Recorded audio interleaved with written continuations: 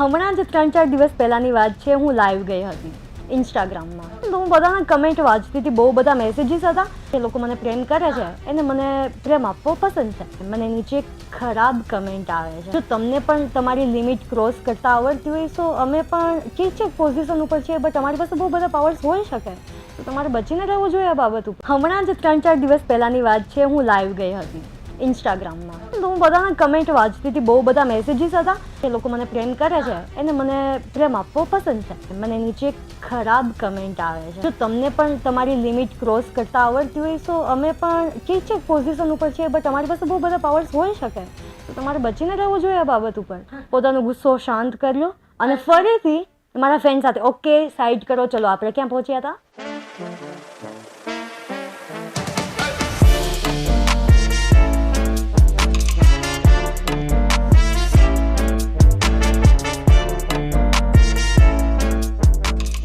નમસ્કાર દર્શક મિત્રો, ભારત ટાઈમ્સ ન્યૂઝમાં આજે આપણી સાથે કૃઝિન સિંઘાનિયા જોડાઈ ગયા છે અને આજે આપણે તેઓ સાથે અવનવી વાત કરીશું. જો તેમના પરિચયની વાત કરવામાં આવે તો કૃઝિન સિંઘાનિયાના મધર એક પ્રિન્સેસ રહ્યા હતા. કૃઝિન સિંઘાનિયા પોતે સાસણગીરની રાજગાદી પર બેઠેલા છે, એટલે આજે આપણે વાત કરવા જઈ રહ્યા છીએ એક પ્રિન્સેસ સાથે જેઓ સાસણગીરની રાજગાદી પર બેઠેલા છે અને કરાટે ચેમ્પિયન રહેલા છે, તલવારબાજી તેઓ કરે છે અને એક્ટિંગ ફિલ્ડની જો વાત કરવામાં આવે તો 1 વર્ષથી તેઓ એક્ટિંગમાં પણ છે અને મૂવીઝ તથા સિરિયલ પણ કરેલી છે. વધારે પરિચય ન આપતા આપણે તેમની સાથે જ વાત કરીએ અને જાણીએ કૃઝિન સિંઘાનિયાની વાર્તા.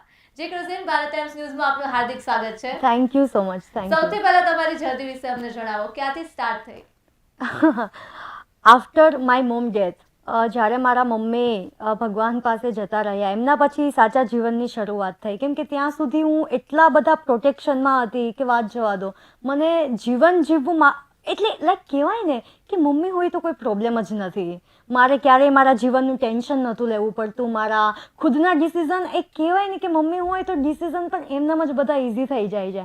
આફ્ટર માય મોમ ડેથ જ્યારે હું બોર્ડિંગ સ્કૂલમાં ગઈ, બિકોઝ અમારી ફેમિલીમાં ડ્યુ ટુ સમ રીઝન મને બોર્ડિંગ સ્કૂલમાં જવાનું રહ્યું. એમના પછી હું બોર્ડિંગ સ્કૂલમાં જ મેં ડ્રામા, થિયેટર, સો મને ઓફકોર્સ ઓપોર્ચ્યુનિટી મળી હતી તો મેં અચીવ બી કર્યું છે. અને એ ટાઈમમાં 11th 12thમાં જ્યારે હું કોમર્સ અને આર્ટ્સ બંને એકસાથે સ્ટડી કરતી હતી એ સમય દરમિયાન હું નેશનલ કરાટે ચેમ્પિયન પણ બની અને ફાઇનલી મારું 12th કમ્પ્લીટ થયું, BA વિથ ઇંગ્લિશ કમ્પ્લીટ થયું, થિયેટર કમ્પ્લીટ થયું એન્ડ ધેન ફાઇનલી આ ફિલ્ડમાં મને થયું કે હવે આવવું જોઈએ.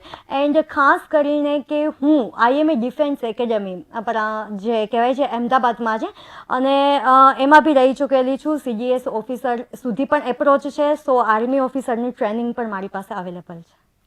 વાહ, તો આર્મી ઓફિસરની ટ્રેનિંગ કેવી રહી?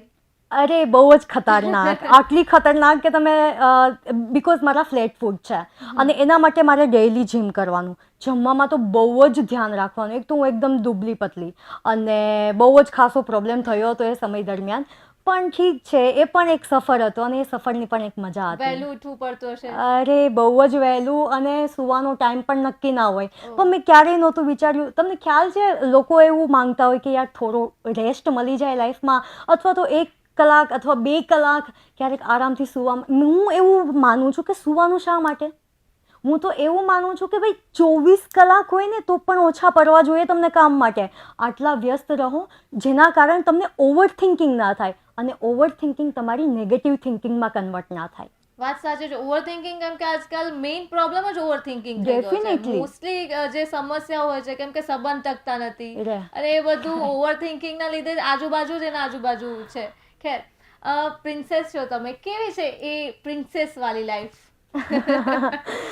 અત્યારે રાજાશાહી બધું હવે તો છે નહીં અને ઓફકોર્સ ગવર્મેન્ટ પાસે છે બધું. તો હું એટલું જ કહેવા માંગીશ કે જે પ્રજા હતી એ સમયની બહુ જ ખુશહાલ જીવન જીવતી હશે.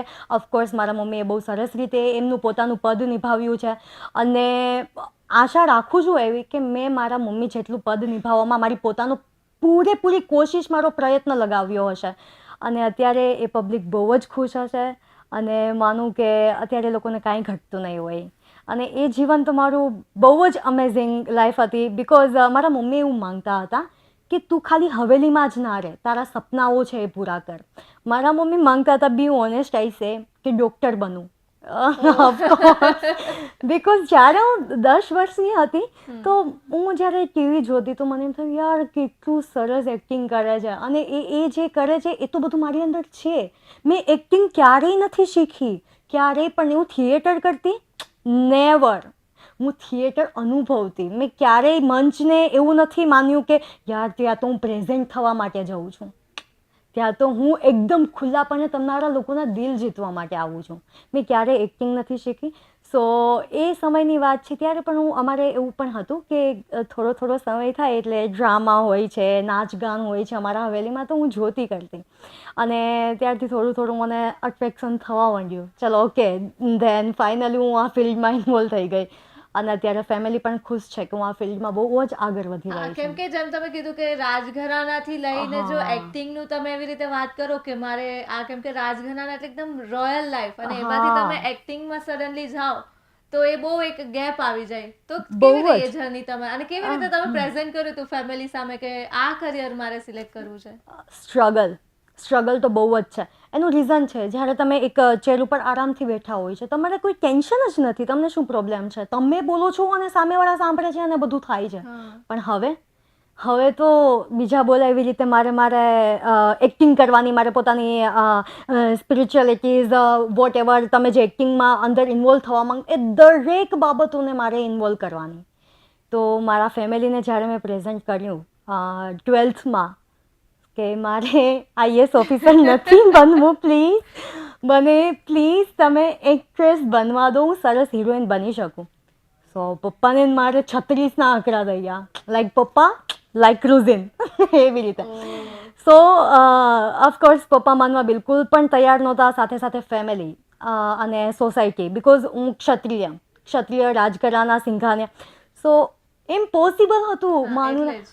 પછી મેં કીધું ઠીક છે, ચલો વાંધો નહીં, તમે કહો એમ. પણ મને આઈએસ ઓફિસર નહીં, મને આર્મી ઓફિસર બનવા દો. પણ મારા નસીબ જુઓ, જ્યારે ભગવાન અને સિરિયસલી જ્યારે તમારું હૃદયની કંઈક ઈચ્છા બાકી રહી જતી હોય ને તમે દિલથી પ્રેઝન્ટ કરો ભગવાનની સામે, તો એ યુનિવર્સ સુધી એ બાબત જરૂર ચોક્કસપણે પહોંચે છે. હું ડેઈલી સવારમાં ઉઠીને ખાલી એટલું જ કહેતી, હે ભગવાન પ્લીઝ મને એક્ટ્રેસ બનાવી દો, મારી ફેમિલીને બનાવી દો. એન્ડ ફેમિલી અગેન્સ્ટ હોવા છતાં પણ પછી ધીમે ધીમે મેં ટ્રાય કરી. પછી મને MBA મારે કરવું પડ્યું વચ્ચે, તો બહુ બધું થયું મારે મિસમેચ. બટ ફાઇનલી पूरी कायनात हमें मिलाने के वो जज्बात में रह चुकी. હા. એન્ડ ફાઇનલી હું અત્યારે એક્ટ્રેસ છું. ફેમિલી પણ ખુશ છે અને એ લોકો તો બહુ જ પ્રાઉડ ફીલ કરે છે, સિરિયસલી. જો એક વચ્ચે તમે વાત કરી કે તમારા વર્સિસ તમારા ફાધર થઈ ગયા હતા, હા. તો અગર ત્યાં જઈએ તો કેવું રિલેશન છે તમારા ફાધર સાથે, અને કેમ ત્યારે કેવી સિચ્યુએશન હતી અને અત્યારે કેવા રિલેશન્સ છે? ત્યારે એવું હતું, બિકોઝ મારા પપ્પા મને ઓફિસર બનાવવા માંગતા હતા કે તું એક આઈએસ ઓફિસર, હોદ્દાદાર વ્યક્તિ બન. બિકોઝ એ લાઈફ એમણે પણ પોતે જોયેલી છે કે એક્ટરની લાઈફ કેવી હોય છે. તો એમના દર્શક મિત્રોને હું જણાવી દઉં, ક્રુઝિન આપણા જાણીતા અભિનેતા હિતેન કુમારના પુત્રી છે. તો અમે એમની ડિસ્કશન કરી રહ્યા છીએ, રેફરન્સ આપી દો. શ્યોર. કન્ટિન્યુ. સો એ પોતે પણ પોતાની એક્ટર લાઈફ જીવે છે, એમ તો એમને વધારે એક્સપિરિયન્સ હોય. અને ક્યારેય પિતા અથવા માતા એવું નથી માંગતા કે જે એમણે ઘસારામાંથી પસાર થયા, જે એમને પ્રોબ્લેમ આવી છે, એ એમના બાળકોને પણ સહન કરવી પડે. તો ઓફકોર્સ એ સમય એવો હતો, પણ જ્યારે બધી જ રીતે ખબર પડી ગઈ કે મારી પાસે જીવનમાં ઓપ્શન્સ ખાલી એક જ છે, મારા માટે ઓપ્શન્સ એક જ છે કે હું એક બિગ સ્ક્રીન મૂવીની રેગ્યુલરિટીઝ હિરોઈન બનવા માટે તૈયાર છું. સો ધેન ફાઇનલી એમણે પણ એક્સેપ્ટ કરી લીધું. એન્ડ યુ નો વોટ, આજ પણ 2 થી 3 કલાક, 3 થી 4 કલાક મારે શું કરવું જોઈએ, કોને સાથે મુલાકાત કરવી જોઈએ, ક્યુ સ્ટેપ્સ મારે ફર્સ્ટ લેવું જોઈએ, આમ વાત કરવી જોઈએ, કેવી રીતના બેસવું, ઉઠવું, ચાલવું, કેટલું બોલવું, આ બધું જ મારા પપ્પા મને કહે છે અને હું ચોક્કસપણે એને ફોલો કરું છું, ડેફિનેટલી. તો આમ ઇન્સ્પિરેશન ફાધર પાસેથી જ મળ્યું એવું કહી શકાય, એક્ટિંગનું કે એવું તો નહીં? હા, ડેફિનેટલી કહી શકાય. અને ખાસ કરીને તો મારા મમ્મી, બિકોઝ મારા મમ્મી એક એક્ટ્રેસ નહોતા, બટ એક રાજકુમારી હતા. સો યુ નો વોટ, એ જ્યારે મતલબ પહેલાં જે સિરિયલ્સ આવતી, સિરિયલ્સ એન્ડ મૂવીઝ ને, તો એના આટલા મોટા દીવાના, આટલા મોટા ફેન, અને મને એમ લાગે છે કે ક્યાંક એ જ કનેક્શન મમ્મી પપ્પાનું છે. સો શકે. હા, સો દેટ રીઝન મારા મમ્મી અને પપ્પા બંને મારા માટે બહુ જ ઇન્સ્પિરેશનલ અને બહુ જ મોટિવેશનલ પર્સન છે. And personal things to person છે, સિરિયસલી. વાહ. જ્યારે ડિમોટિવેટ તમે થઈ જાવ, મમ્મી પપ્પા તો છે જ, પણ જ્યારે ખુદને મોટિવેટ કરવાની વાત આવે ને તો એ બહુ હાર્ડ હોય, કે ઘણીવાર કેવું થાય કે કોઈને કહી ના શકાય, Yeah. અને એવી સિચ્યુએશન આવી જાય, ત્યારે તમે શું કરો છો? એઝ યુ નો કે મારા મમ્મી છે નહીં. મારી ફર્સ્ટ પ્રાયોરિટી હંમેશા મારા મમ્મી જ રહ્યા છે. આજ પણ ચાર દિવાલના એક ખૂણામાં બેસીને જ્યારે કોઈ વાત શેર કરવાની થાય, સો ઓફકોર્સ લાઈક કોલ કરીએ છીએ ને આપણે કોઈને, એવી રીતે હું મારા મમ્મીને યુનિવર્સમાં કોલ કરું, હે મોમ, વોટ્સ હેપનિંગ, આ બધું થઈ રહ્યું છે આવી રીતે, તું કંઈક બોલ, તું કંઈક હેન્ડલ કર યાર, નથી આમાં રસ્તો મળતો મને. અને હું શિવજીમાં બહુ માનું છું, તો મહાદેવને હંમેશા મારી કમ્પ્લેન્ટ રહે છે, આવું શા માટે, તેવું શા માટે. પણ ધીમે ધીમે મને સમજાય છે કે આનો રસ્તો આમ છે, એટલા માટે મારી સાથે આવું થઈ રહ્યું છે, અહીંયાથી મારો રસ્તો આવો જવાનો છે. અને એ મારા મમ્મી ના બોલે, પણ એ મારા પપ્પા સુધી મને બધું ટ્રાન્સફર થયા કરે. હે ડેડ, આવું બધું થયું, pops please help me, what will happen. So પપ્પા અને મમ્મી અને ખાસ કરીને મહાદેવ, તો ઓફકોર્સ મારા માટે એ ત્રણેય એક એવા વ્યક્તિ, એવા ઇમોશન્સ રહી ચૂકેલા છે કે જેના કારણે મને કોઈ જ ક્યારેય પ્રોબ્લેમ નથી થતી. મને દરેક મુસીબત તો દરેકની લાઈફમાં આવે છે, બિલકુલ. પણ એનાથી બહાર આવવાનો રસ્તો તમારે ખુદને શોધવો પડે છે. બાકી બધા લોકો તો તમને ખાલી ઠીક છે, ટેન્શન ના લે, અમે તારી સાથે સારું છે, થઈ જશે. સારું થઈ જશે, દિલાસા એવું આપે. આશ્વાસન. બટ એવું કશું હોતું નથી. મને ઘણા લોકો એવું કહ્યું અમે તારી સાથે છે, અને એના માટે થેન્ક યુ સો મચ. જેટલા મારા ફ્રેન્ડ્સ છે, જેટલા મારા ફ્રેન્ડ્સ છે, family members and what ever, જેટલા લોકો મને અત્યારે ઓળખે છે, એ બધા મને કહે છે ટેન્શન ના લે, બધું ઠીક થઈ જશે, ઠીક. બટ સાચું કહું ને, ઠીક ક્યારે થાય? જ્યારે અહીંયાથી અવાજ આવે ને ત્યારે જ ઠીક થાય. તમારી પાસે તમારો રસ્તો નથી તો કાંઈ જ ઠીક નથી. તમારી પાસે રસ્તો તમારે શોધવો પડશે, તો બધું જ ઠીક છે. વાત સાચી કરી. કેમ કે અત્યારે એટલું ડિપ્રેશન એટલું વધી રહ્યું છે કે લોકોને રસ્તો જ નથી સમજવામાં આવતો કે શું કરવું, અને એટલા ખોટા પગલા લઈ લેશે, એમાં પણ આપણી જનરેશનમાં તો વધારે, કે એકદમ નબળા મનના થઈ ગયા, કે સીધા ભાંગી જાય. તો સાંભળો ક્રુઝિનને, કે જ્યારે પણ નબળા પડો ત્યારે એકલા પણ ભલે પડો, પણ જાતે સ્ટ્રોંગ રહેવાનું, રાઈટ? ડેફિનેટલી. અને હું તો મારી લાઈફમાં સાચું કહું તો હું એકલી જ છું. આમ જોવા જઈએ ને તો આમ એકલા હોવા છતાં પણ એકલા નથી, અને એકલા છીએ તો હવે એકલતાપણું ના, પેલું એકાંત રાખવાનું, એકલતાપણું નહીં રાખવાનું. મારા પપ્પાનો શબ્દ યાદ આવ્યો, એકાંતમાં જીવ, એકલતાના અનુભવ. આ મારા પપ્પાના શબ્દો છે. એકાંત સારું કે એકલતાપણું સારું? એમ તો તમે કીધું જ, પણ સ્ટીલ એકાંત બહુ સારું. એકાંત છે ને તમે સ્વીકારેલું છે, અને એકલતાપણું એ તો આસપાસના એટમોસ્ફિયરમાંથી ક્રિએટ કરેલું છે. કઈ રીતે? એકલતાપણું એટલે તમને બહુ સેડ ફિલિંગ આવે, યાર મારું કોઈ જ નથી, મારે ક્યાં જવાનું, કોને શેર કરવાનું, હું કઈ રીતે હું મારી જાતને પ્રેઝન્ટ કરું દુનિયા સામે, મારી પાસે કોઈ રસ્તો નથી, મારું કોઈ પોતાનું નથી. જ્યારે એવું લાગે ને ત્યારે એ છે એકલતા. ત્યારે તમે માત્ર એક ઊભા હો છો. અને એકાંત એટલે જ્યારે તમારી પાસે બહુ જ મોટી સક્સેસ છે અને છતાં તમે એમ કહો છો ને કે મને થોડો સમય મારા માટે જોઈએ છે, એને કહેવાય એકાંત. બસ આટલો જ ફરક છે. એક ખુશ છે, એક દુઃખ છે, એ જ છે એકલતા અને એકાંત. આમ કહેવાય તો સિક્કાની બે બાજુ. હા, અને ડેફિનેટલી. ક્રુઝિન એકાંત પસંદ કરે છે. હા, કહી શકાય. ઓફકોર્સ. અને મારા જે ફ્રેન્ડ્સ છે એ લોકોને તો ખ્યાલ જ છે કે હું આમ બહુ, જ્યારે હું લાઈવ થઉં છું ત્યારે મને પૂછે છે, હાય ક્રુઝિન મેમ, કેમ છો, મજામાં? અરે ઓફકોર્સ, બિલકુલ તમારા જેમ બિલકુલ મજામાં છું હું. આ જ મારો જવાબ હોય છે. બિલકુલ. અત્યારે તમે અમદાવાદમાં જ રહો છો? હા, બસ પરમ દિવસ હું મુંબઈ જવા માટે નીકળું છું, મારા અપકમિંગ પ્રોજેક્ટ સિગ્નેચર માટે અને થોડી ડિસ્કશન માટે, મીટિંગ્સ માટે. અને અપકમિંગ પ્રોજેક્ટ્સ ત્યાંના છે, સો થોડું જોઈ લે કે કઈ રીતે છે હવે આગળનું પ્લાનિંગ. ઓકે. તો સાસણગીરથી અમદાવાદ તમે આવ્યા, તો જર્ની કેવી રહી? કે તમે અમદાવાદમાં જ બોર્ન, તમારો અમદાવાદમાં જ થયો? ના, મારો જન્મ ત્યાં જ થયેલો, સોમનાથ. ઓકે. અને એમના પછી હું બોર્ડિંગ સ્કૂલમાં રહી ચૂકેલી. બોર્ડિંગ સ્કૂલ બોર્ડિંગ મારું સ્કૂલ ક્યાં? રાજકોટ. ઓહ, બહુ ટ્રાવેલ કર્યું છે. હા, દેન રાજકોટથી હું અમદાવાદ ગાંધીનગર. ઓ ગાંધીનગર ગાંધીનગરથી પણ પછી ઓલ ઓવર મેં એમ સમજો ને all over Gujarat cover Gujarat પર. કરેલું છે. અને હવે બોમ્બે. હા ડેફિનેટલી. ગુજરાતનું કયું સિટી સારું લાગ્યું? અહેમદાબાદ. ઓહ યા ડેફિનેટલી બિકોઝ અહેમદાબાદમાં મારા આટલા સારા કોન્ટેક્ટ્સ છે. અહેમદાબાદનું જે એટમોસ્ફિયર છે ને એ મને હવે એકદમ મારાથી આમ અટેચ થઈ ગયું છે અને હું માંગુ ને તો પણ એ અલગ ના થઈ શકે.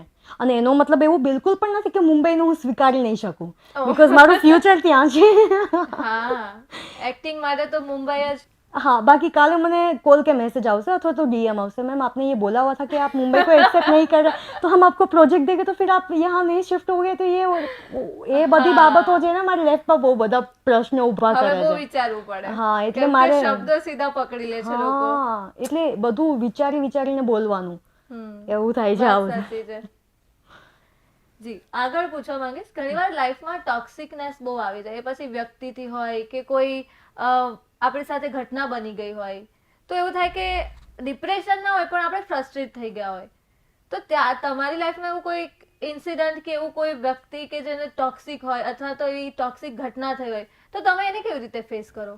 ઓ માય ગોડ સિરિયસલી જો આ ઇન્ટરવ્યૂ વહેલી તકે જ હું સોશિયલ મીડિયા પર અપલોડ કરીશ બિકોઝ હમણાં જ 3-4 દિવસ પહેલાંની વાત છે હું લાઈવ ગઈ હતી Okay. ઇન્સ્ટાગ્રામમાં. ઓકે અને સ્પોટર પણ બહુ બધા લોકો હોય છે કે લાઈક ઓકે તમને મેં ત્યાં જોયા હતા okay click click click okay hmm પછી જે લેખ લખવું હોય છે ને એ બધું લખી નાખે નીચે.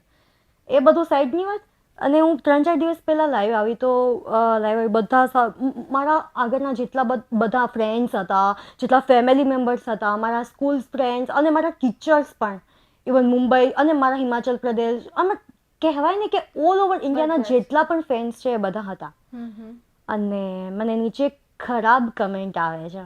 કમેન્ટમાં જે આપણે સ્વાઇપ કરીએ હોઈએ છે ને તો હું બધાના કમેન્ટ વાંચતી હતી બહુ બધા મેસેજીસ હતા તો મેં કીધું ઠીક છે સ્લોલી રીડ કરીને હું બધા લોકોને બહુ જ ઇમ્પોર્ટન્સ આપું છું તો હું એક સેન્ટેન્સ ઉપર હું એને 3-4 સેન્ટેન્સ કવર છું સામે એવું નહીં કે કોઈ એવું મતલબ વગર એમ મને ઇમ્પોર્ટન્સ આપવું ગમે છે કે જે લોકો મને પ્રેમ કરે છે એને મને પ્રેમ આપવો પસંદ છે.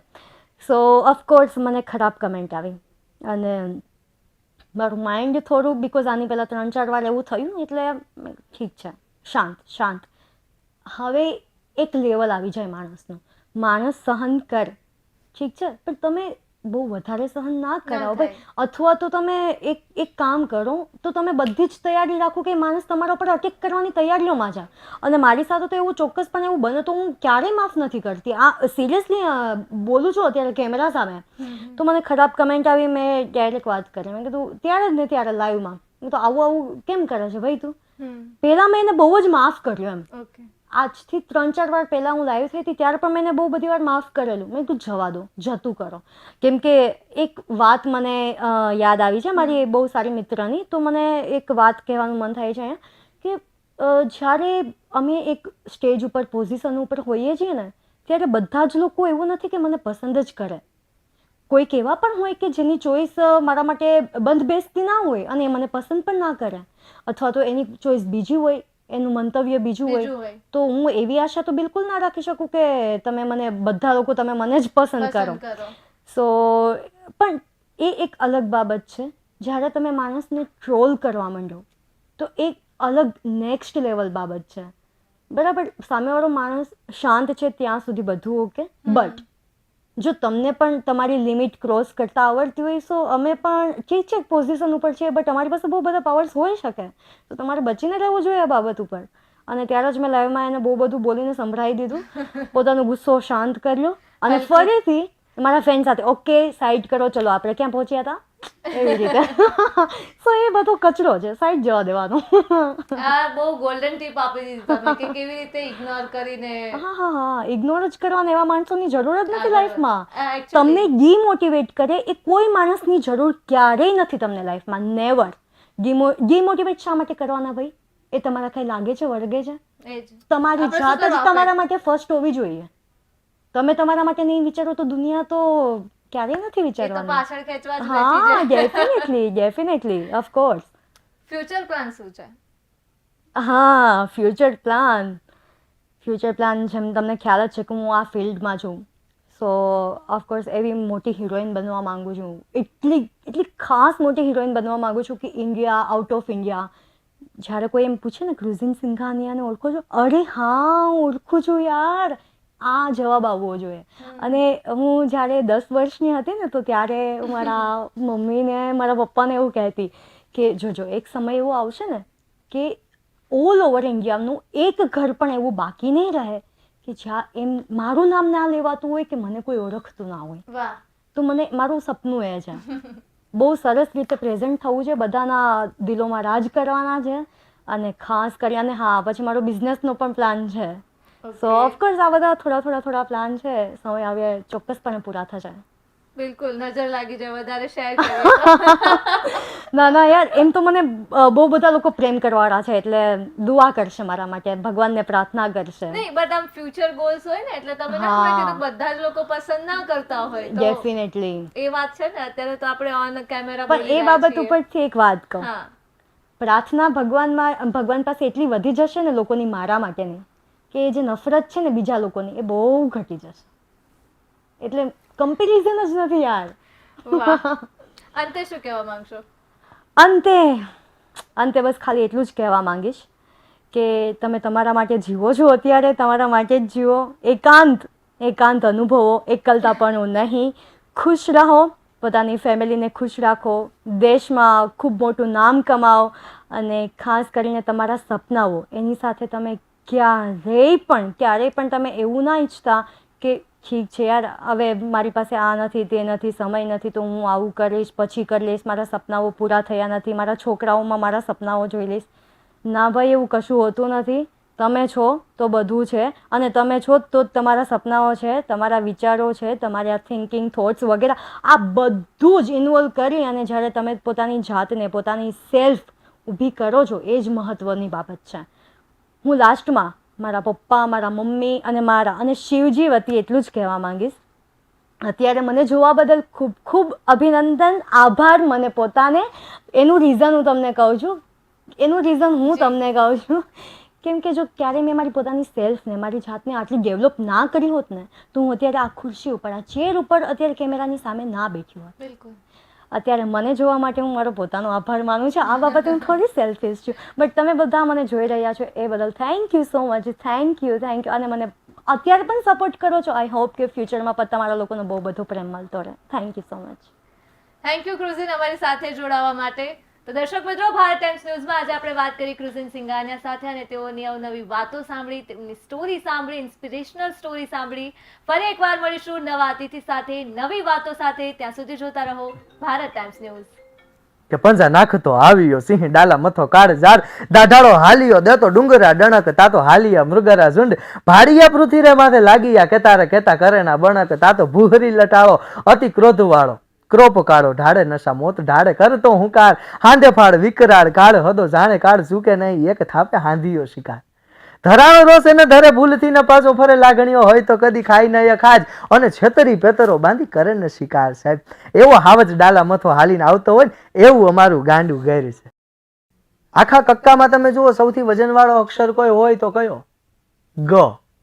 આખા કક્કાનો સૌથી વજનવાળો અક્ષર કહેવાય ગ. શું કામ કહેવાય? ગ જ કેમ, બીજો કોઈ કેમ નહીં? કેમ?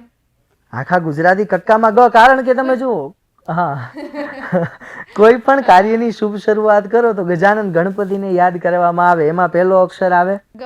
33 કોટી દેવી દેવતાઓ જેમાં વાસ કરે એને શું કહેવાય? ગાય માતા. એમાંય પહેલો અક્ષર આવે ગ. સારામાં સારું રાજ્ય કયું? ગુજરાત. એમાંય પહેલો અક્ષર આવે ગ. એનું આર્થિક પાટનગર કયું? ગાંધીનગર. એમાંય પહેલો અક્ષર આવે ગ. ઊંચામાં ઊંચો પર્વત કયો? ગિરનાર.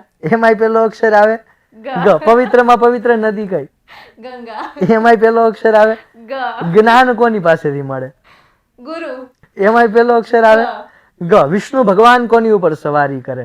ગરુડજી. એમાંય પહેલો અક્ષર આવે ગ. ભીમ નું શું વખણાય? ભીમ.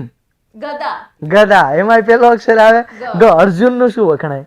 ગાંડીવધારી અર્જુન. અરે વાહ. એમાંય પહેલો અક્ષર આવે ગ. અઘરામ અઘરો વિષય કયો? ગણિત. ગણિત. એમાંય પહેલો અક્ષર આવે ગ. ગોકુળમાં ઉછરો, ગોપીઓ હારે રાસ રમ્યો, ગોવાળિયા હારે ગાયો ચરાવી, ટચલી આંગળીએ ગોવર્ધન ઉપાડ્યો ને ગોવિંદ કહેવાનો તો એમાંય પેલો અક્ષર આવે